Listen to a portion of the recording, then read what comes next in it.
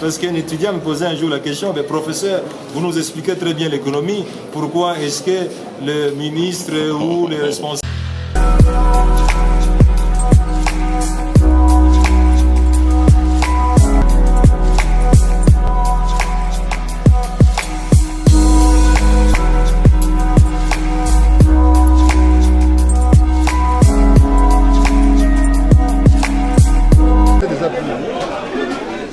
Ça ne vaut plus la peine qu'il le sait. Au moins s'il veut descendre, il peut peut-être me voir. Il n'y a plus de mémoire, je l'ai déjà réceptionné. Ah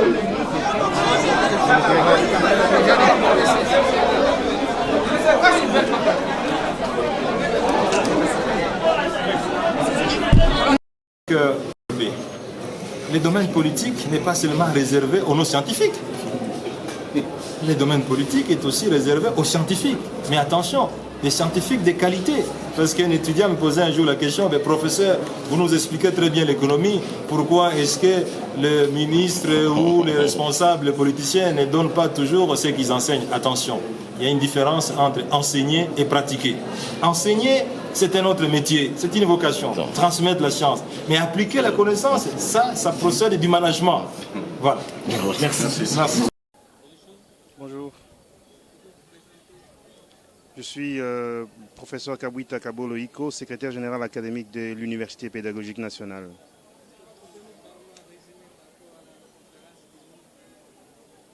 Nous avons été honorés de la présence et de la prestation d'un conférencier des renom qui politiquement a fait son chemin et a fait ses preuves, mais qui est aussi un grand scientifique.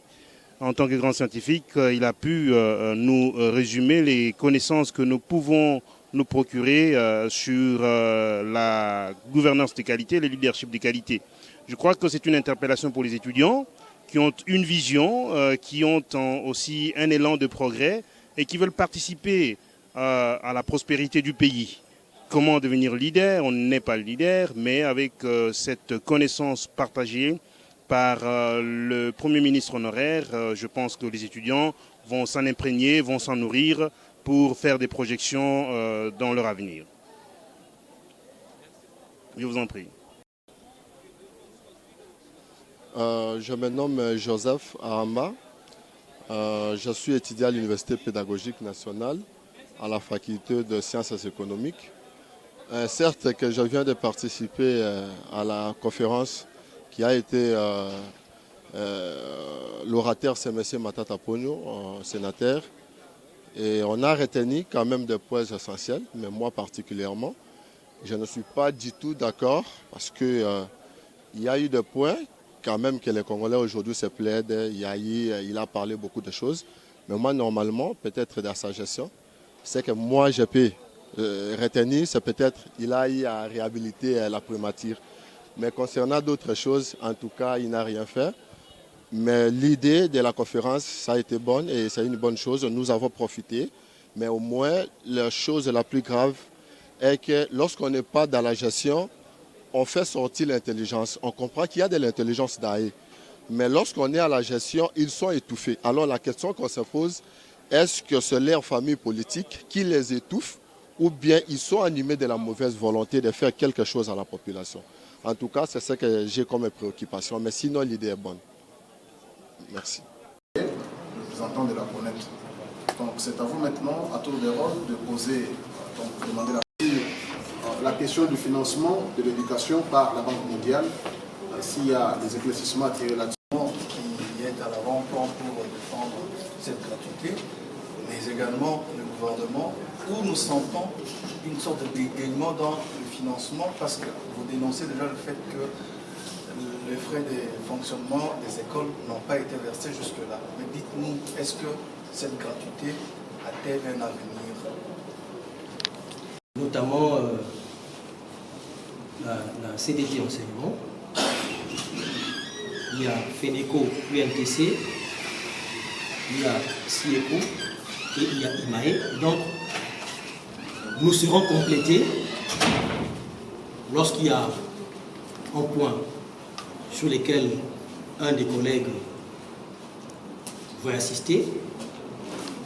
fonctionnement des écoles soient prises en charge par des partenaires extérieurs. Pourquoi nous le disons? Et c'est un appel pressant que nous lançons au gouvernement. C'est que nous ne croyons pas que les partenaires extérieurs pourront continuer à supporter durablement les salaires des enseignants. Nous ne croyons pas que les partenaires extérieurs, même si c'est la Banque mondiale, continuera à supporter durablement les frais de fonctionnement des écoles. Ce que nous recommandons, c'est que ces deux domaines-là soient véritablement des domaines de souveraineté où l'État va engager le financement intérieur et il faut le mobiliser. Il faut mobiliser les financements au niveau interne pour soutenir. Le Congo a encore des souvenirs frais. En 1900, vers les années 80, début 80, le pays s'est engagé dans le programme d'ajustement structurel avec le Fonds monétaire international et la Banque mondiale, et nous savons ce qui est arrivé. C'est que ce pays, nous avons quitté 33% du budget national à l'éducation pour descendre à 17, 9, jusqu'à atteindre 0,5% en 1991, et c'était le déclenchement de la grève et des années blanches. Si notre pays, nous connaissons aujourd'hui des problèmes dans le secteur de l'éducation, notamment, c'était parce qu'il fallait diminuer drastiquement les dépenses sociales, notamment en matière d'éducation. Et c'est l'engagement des partenaires extérieurs. C'est pour ça que nous appelons aujourd'hui, nous faisons un appel pressant au gouvernement de ne pas laisser ces secteurs-là du paiement des enseignants, des frais de fonctionnement aux partenaires extérieurs, et que ce soit la mobilisation des fonds au niveau interne qui puisse couvrir ces aspects de choses. Mais aussi que les gouvernements au niveau des provinces, parce qu'ils perçoivent les impôts, droits, taxes et redevances du niveau provincial, qu'ils puissent s'engager effectivement à octroyer au moins 20% du budget provincial à l'éducation pour supporter l'éducation, parce qu'en fait, les charges doivent être partagées. Voilà ce que je peux dire à ce sujet. Je crois que Madame Cécile, à côté de nous, et Augustin, et notre collègue vont s'appesantir sur cette question. Mais déjà, en suivant l'évaluation qui a été faite, Madame vous a très bien dit qu'il n'y a pas encore d'écho dans nos écoles qui attestent qu'au niveau primaire, les écoles ont déjà reçu les frais de fonctionnement. Je pense que je peux lui passer la parole en place. Merci beaucoup. Ici que, à ce qui concerne les frais de fonctionnement, aucune de nos écoles est déjà entrée en possession de ces frais, tout simplement puisque nous avons eu à nous rendre auprès des services de CECOP, et c'est tout le monde qui se plaint du processus qui est engagé par rapport à ces frais. Il y a d'abord les chefs d'établissement qui doivent se rendre auprès de ces COP provinciales, déposer leur nom, accompagner des délégués des écoles, et aussi, et après qu'ils aient déposé leur nom, et ces noms seront après transmis au CECOP central, et le CECOP central transmet les listes auprès de l'ordonnateur délégué du gouvernement, et qu'à son tour, il déposera ces listes auprès des banques pour que les écoles rentrent en possession de ces frais. Mais à ce que nous pensons, nous croyons que le processus est trop lourd. Le processus est trop lourd puisque c'est tout le monde qui s'en plaint. Si le ministère des Budgets peut prendre cette décision, je pense que c'est une décision qui met à mal le fonctionnement des écoles, puisque c'est depuis le 2 septembre que l'enfant est en classe. Et comment faire fonctionner les écoles dès lors que les frais de fonctionnement sont bloqués par l'ordonnateur délégué du gouvernement, disant qu'il faut nécessairement qu'il accorde l'ordre aux banques pour que les écoles reçoivent ces frais de fonctionnement. Nous avions été appelés par différents chefs d'établissement et aussi gestionnaires. Il est très impérieux que cet argent arrive dans des écoles pour que les écoles fonctionnent comme il se doit. Mais aussi nous suggérons que lorsque cet argent va arriver dans des écoles, il faut qu'il y ait un contrôle, il faut qu'il y ait un suivi, il faut que l'audit suive pour ne pas permettre aux uns et aux autres à s'en approprier, à en faire une propriété privée, puisque vous savez qu'avec la motivation des parents, il y a eu beaucoup de problèmes et les enseignants en ont pâti. Il y a les écoles qui recevaient depuis plusieurs années, les écoles appelées écoles d'excellence, qui recevaient déjà des millions de francs pour le fonctionnement des écoles. Et cet argent n'a jamais été audité.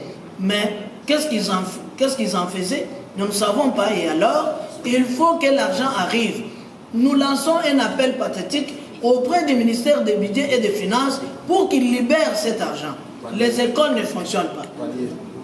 Un palier, à ce qui concerne les salaires de l'enseignant, va arriver avant la fin de l'année 2019. Et que lorsque cet argent va arriver, ça va aider à supprimer ce que les autres ont appelé zone salariale dès lors qu'il n'y en a pas. Il n'y a pas de zone salariale, mais du moins, ça va pallier et ça va équilibrer les salaires de l'enseignant partout où il peut se retrouver. C'est là où nous disons, il n'est pas question de dire que le deuxième palier de salaire ne peut pas venir puisqu'il faut prendre les NP du secondaire en charge. Mais non, si on arrivait à remettre, à déposer le deuxième palier entre et dans la poche de l'enseignant, je pense que ça va équilibrer les salaires de l'enseignant partout où il se retrouve et aussi les NP du secondaire seront pris en charge. Mais néanmoins, il se pose un problème. Le problème est que pour que nous puissions être d'accord avec tout ce qu'ils disent, il faut que nous puissions aussi savoir quelle était la hauteur de l'enveloppe que le chef de l'État avait eu à déposer pour que l'enseignant se retrouve avec ce qu'il a aujourd'hui. Et aussi, il était dit que cet argent devrait servir au réajustement et à l'augmentation des salaires de l'enseignant. Mais c'est tout le monde qui en a réussi. Mais il est impérieux que nous puissions aussi savoir. Parce que si nous nous mettons autour d'une table et que l'argent qui a été déposé, ou encore si on nous donne les montants, nous pouvons ensemble arriver à conclure qu'il n'est pas important qu'on est dans le deuxième palier, mais qu'on prenne les autres en charge. À ce qui concerne les NU sont là, nous les connaissons, mais nous disons il y a un mais.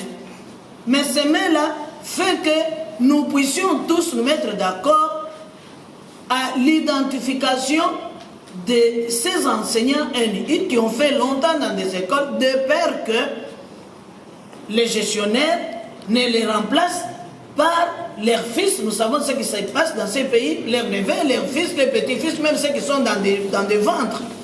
Il faut que nous puissions les identifier avant qu'ils ne soient mécanisés et payés.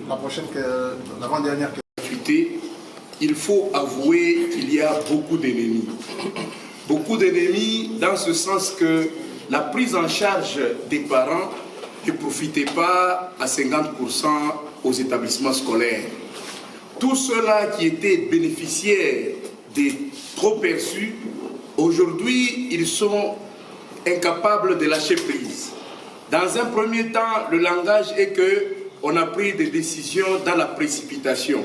Parce qu'en principe, il fallait leur laisser cet argent qu'ils puissent le perdre au fur et à mesure. Deuxièmement, vous allez suivre que le budget pour pouvoir mettre en œuvre la gratuité, c'est impossible à le trouver sur place. Parce que, disent-ils, avec 2,6 milliards, ça faisait à peu près 50% du budget et aujourd'hui, ça fait 26%. Nous avons toujours dit que ce pays a eu à allouer un budget de plus de 30% au secteur de l'éducation pour pouvoir le revaloriser. Ainsi, vis-à-vis de toutes ces situations-là, nous pensons qu'il est grand temps de lancer un appel pathétique pour que le gouvernement puisse s'assumer. Parce que les ennemis se trouvent tant dans le camp du gouvernement, dans le camp des hauts fonctionnaires, dans le camp même de certaines organisations qui étaient bénéficiaires de cette prise en charge. C'est pourquoi nous devons assainir les milieux éducatifs. Il faudrait que tout le monde qui a une part de responsabilité dans les secteurs puisse d'abord être sain. Parce que ce n'est pas intéressant que nous continuions à déclarer des choses pour lesquelles nous sommes en train de combattre nuit et jour. Il y a un langage hypocrite et nous devons voir le gouvernement non seulement sanctionner les chefs d'établissement des écoles non conventionnées, mais aussi les chefs d'établissement des écoles conventionnées. Ils ont perçu de l'argent. Ils n'ont pas retourné l'argent aux parents. Ils sont en train de demander la deuxième tranche. Pourquoi? Tout cela, ça constitue une menace contre la gratuité. Mais compte tenu de la volonté politique du chef de l'État ainsi que de tout son gouvernement, pour avoir mis à la disposition de la gratuité les montants nécessaires pour pouvoir commencer, car vous savez, on a eu à signer des accords à 2 h du matin pour gagner 20 000 francs pour un enseignant, 10 000 francs, même 5 000 francs. Mais aujourd'hui, du coup, on a eu quelque chose de consistant. Il n'y a pas de raison. Les difficultés sont là. Les difficultés concernent la minorité. Mais, comme nous cessons de le dire, même si c'est un seul NP qui n'est pas payé, nous ne devons pas être à l'aise. Mais amplifier le mal pour dire que la gratuité est un échec, eh bien ça, nous n'allons pas accepter. C'est pourquoi si nous aimons vraiment notre pays, il est intéressant que nous puissions nous solidariser pour que ce processus puisse s'asseoir, que les ennemis de la gratuité soient dénoncés, que le gouvernement puisse être suffisamment responsable, tant pour les enseignants des écoles non conventionnées que des écoles conventionnées. Les salaires des enseignants aujourd'hui, on est en train de retirer à la source par certains privés qui se sont convertis publics. Ils retirent 20 000 francs sur le salaire des enseignants pour dire qu'ils veulent payer le loyer. Tout ça sans l'intervention de l'État. Je pense que nous allons dire que la gratuité est sérieusement menacée. C'est ainsi que, au lieu de chercher à punir ceux-là qui ont le pouvoir direct sur les chefs d'établissement, il faut aussi voir la haute hiérarchie du secteur de l'EPSP. Comment ils laissent tomber les bras quand il s'agit d'une certaine catégorie de chefs d'établissement. Il y en a qui ont même emporté avec eux plus de 100 000 $. Et ça s'est dit dans les réseaux sociaux. Il n'y a rien, même pas une action en justice. Tout cela, ça fait que l'État constitue lui-même un danger. S'il y a des problèmes au niveau de la politique de l'État, eh bien, nous n'allons pas laisser un seul instant que les malheurs arrivent encore aux parents. Cette histoire de prise en charge des systèmes éducatifs par les parents, c'est un malheur, c'est un Ebola. Il faut le combattre avec toute énergie et nous, la société civile, à l'unisson, nous allons nous mettre pour pouvoir arrêter cette hémorragie, pour arrêter cette maladie. Oui, merci beaucoup pour toutes ces questions posées. Je crois que par rapport au processus de la mise en œuvre de la gratuité, c'est vrai, lors de l'évaluation, nous avons noté beaucoup de points positifs. Mais vous savez, nous sommes la société civile, nous sommes les gardiens de notre société, de la population. Et nous ne voyons pas les choses par rapport à aujourd'hui, c'est-à-dire 2 mois après le début de l'année scolaire. Mais nous voyons dans la durée, nous voyons dans l'avenir. Parce que le mal dans notre pays, ça a toujours été le perpétuel recommencement, le mimétisme, le rentrer sur des sentiers déjà battus. Voilà pourquoi, pour éviter de l'hécatombe dans les jours et les années à venir, il a été décidé un certain nombre de recommandations. Certes, je ne me mettrai pas à libeller mot à mot ces recommandations, mais d'abord, il faut comprendre l'esprit pour lequel ces recommandations ont été prises. C'est vrai qu'il y a des langues qui disent que la société civile tient à la commission de suivi, alors que le gouvernement peut seul assurer le suivi. C'est vrai, nous savons que ça relève de la responsabilité du gouvernement d'appliquer les politiques publiques. Mais il y a une question qui est évidente. Il y a certains domaines où le gouvernement se retrouve comme juge et partie. Vous avez les problèmes notamment de l'identification de NU et de NP. Il y a un grand business là-dedans on ne peut pas laisser au gouvernement seul, sans qu'il y ait de l'audit social. Et quand la société civile procède à l'audit social, d'avoir un cadre permanent pour poser les problèmes rencontrés sur terrain. Voilà pourquoi il a été décidé la mise en place de la commission de suivi et évaluation. Le problème pour soutenir le financement de la gratuité même. On peut commencer aujourd'hui, mais il faut aller plus tard. Pour lutter contre la corruption, il a fallu aussi restructurer le FPN parce que si aujourd'hui on active au FPN la possibilité de recouvrer ces taxes ou redevances, mais nous savons l'environnement de notre pays, comment les choses se volatilisent. Et c'est dans la commission de suivi et évaluation. Et vous avez aussi la problématique notamment des sanctions. Les écoles conventionnées catholiques surtout, elles, qui, c'est connu, ça se voit. Vous avez Elikia, vous avez Boboto, vous avez Bonsomi qui a demandé, je crois, 460 $ aux parents de payer. Le prophète voit seulement les réhabiliter à l'Itinjili, mais il y a Bonsomi à côté qu'il ne touche pas.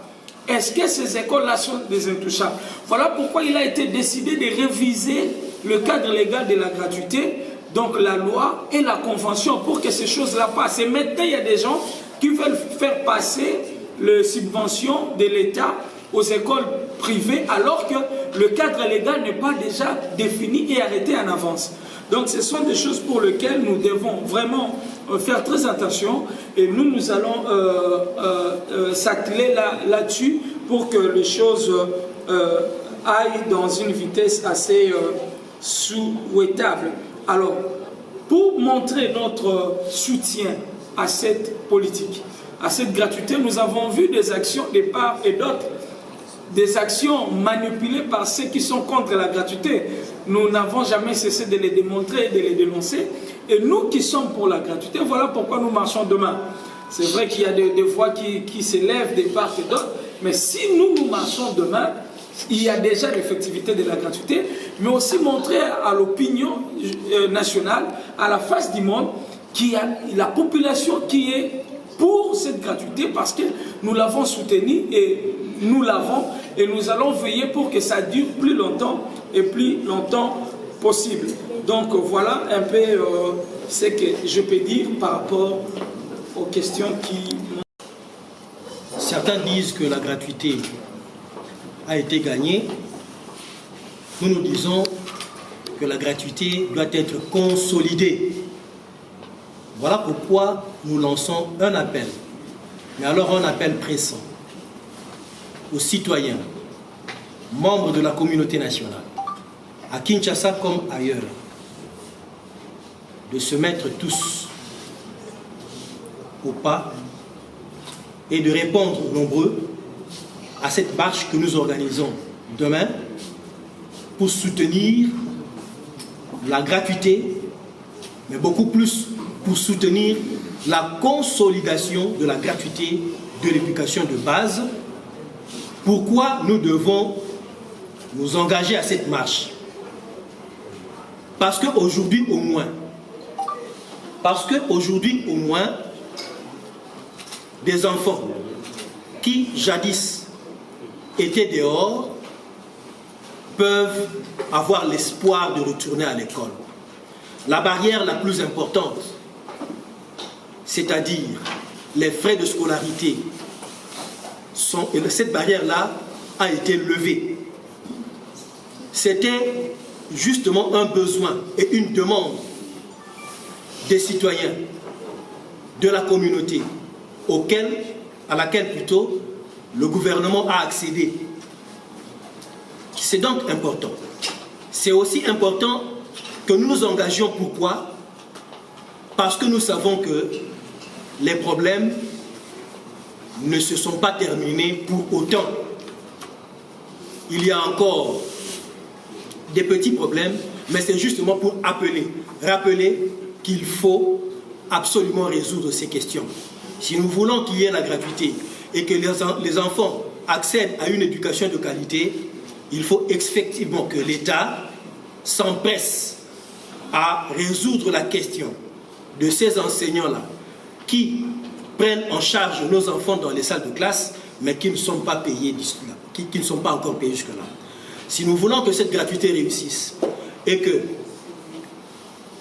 si nous voulons que cette gratuité-là réussisse, nous devons donner les frais de fonctionnement aux écoles, parce qu'en fait, si les écoles n'ont pas les frais de fonctionnement, la qualité va en pâtir.